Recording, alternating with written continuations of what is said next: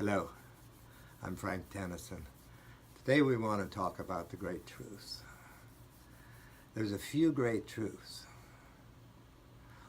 Everything else is just encouragement or speculation.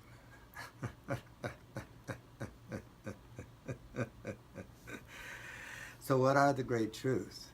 Well, back in the day, the first great truth was we're all one.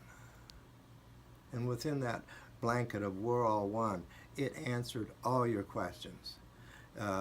Everything was reachable, everything was applicable, everything was doable, everything was experiential or experienceable.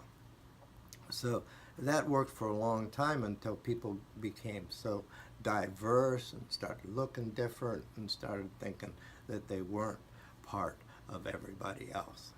And where we're all one is through the mind. And that's the second great truth, or the expansion of that first great truth, that we're all one. Is that we are all one through the mind. Because our mind, our bodies, our personalities are like a globe, like the skin on a globe, like the surface of a globe. And a hub of spirit goes from the hub, a ray of spirit goes from the hub of all that is just spiritual mind. Spiritual mind goes all different directions and releases itself as us, as our mind, as our own individual identity on that skin of the globe. So we're like the tire, and there's air in the tire, and the compressor is in the hub, and that's what fills us up, is that spirit. So that's how we're connected. We're connected through the mind. The mind of God, your mind, God's mind, universal mind, it's the same mind.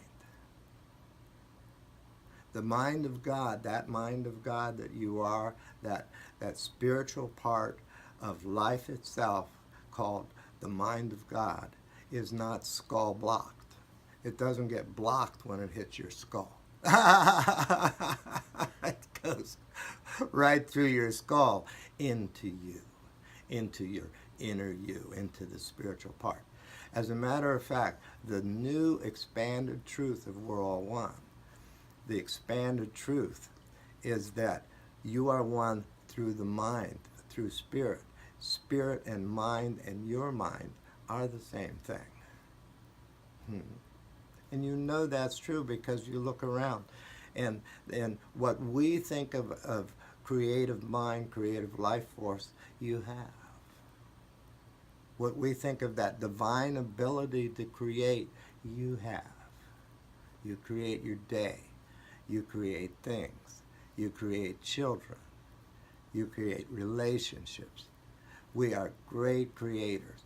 And the mind is where all that creation starts, the mind of God. Your mind. And your mind, that part of you that is spiritual, that half of you that's spiritual, your spiritual half, your yang is inside you as your mind. It's right behind your eyeballs.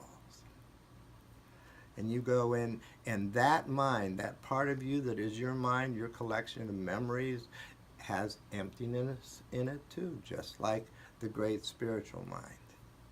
It has intellect in it too. It has the ability to figure things out, just like spiritual mind.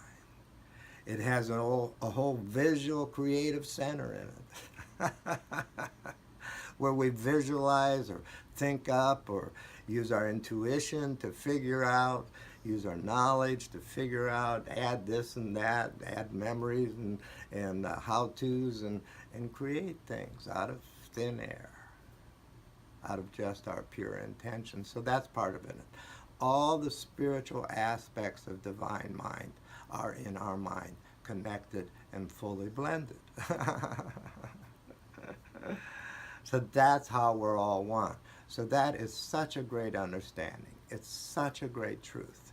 It's so important for us to know that our spiritual half, the spiritual half that we're looking for, remember that spiritual half that people say is in you, but they didn't say where? It's your mind. The spiritual half of you that has been elusive, that has been hard to find, hard to claim, you know, a thing that people prayed to rather than use just to create, used to answer their own prayers. So, as we said at the beginning, you know, there's a few great truths, and everything else is encouragement. So this is the encouragement, and encourage you to understand who you are.